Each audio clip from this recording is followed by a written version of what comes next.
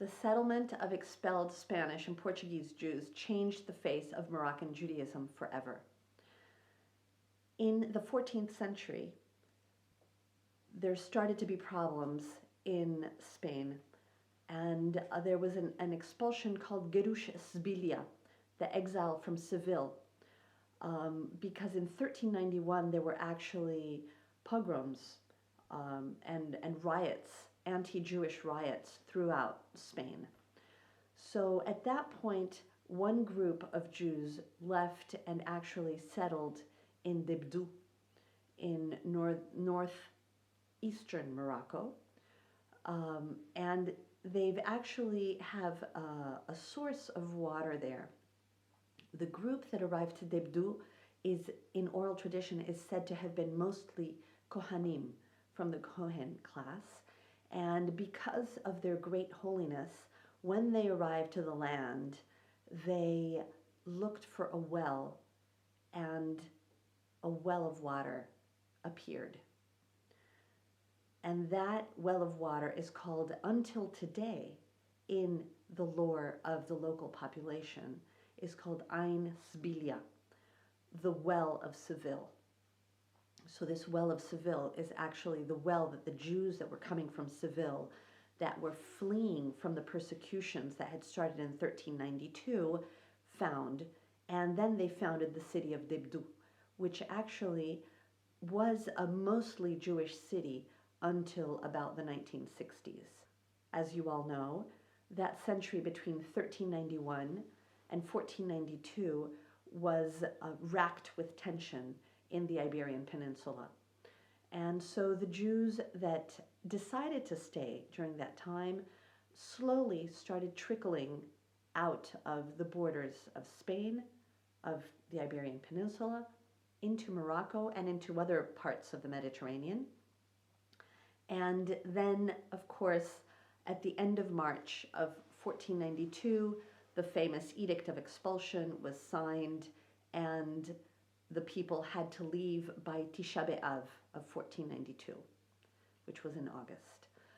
So many of them arrived to the shores of Morocco, and they arrived, there's actually certain beaches that until today are called the beaches where the Jews arrived. One of them is in Tangier, and it's called Oued El Yehoud, the river of the Jews.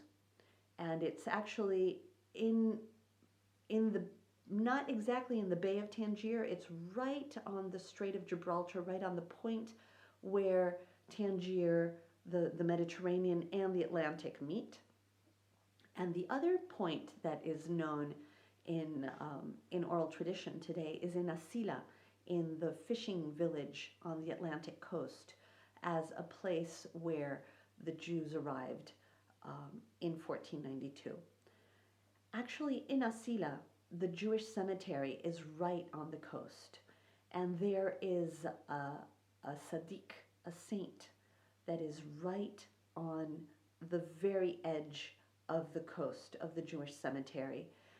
And he is said to have been buried there, and that the sea would not eat that part of the coast, that the erosion wouldn't actually happen because of the holiness of that saint, which was there to actually welcome the Jews that were arriving from the expulsion.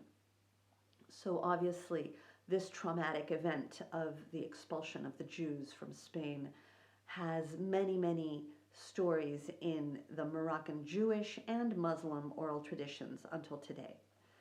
It's important to remember that only some decades later, the Moriscos, the Muslims who were in Spain, were also expelled. And many of them also came to the shores of northern and Atlantic Morocco.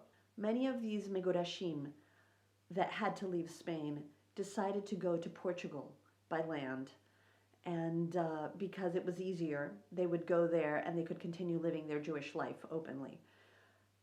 But however, it turned out that only 5 years later, the King of Portugal decided that he wanted to marry the daughter of the King and Queen of Castile and Aragon that had expelled the Jews. So he did a massive conversion of the Jews and gave them 40 years of free reign until the Inquisition started. So what happened was that later in the 16th century, there were some Jews that were coming from Portugal that decided also to settle in Morocco because it was in Morocco where they could actually practice their Judaism openly. Another aspect here that's interesting is that Portugal actually started some coastal cities on the Atlantic coast of Morocco. Mazagan, Mogador, Asila, and Azemmour, which are cities that exist today and that have Portuguese buildings, and where we know because of the documents that Portuguese Jews that were pretending to be Christians, they were crypto Jews, they came to the coasts of Morocco, and some of them even decided to flee by land to Fez or to Tetuan to reincorporate into and practicing Jewish communities.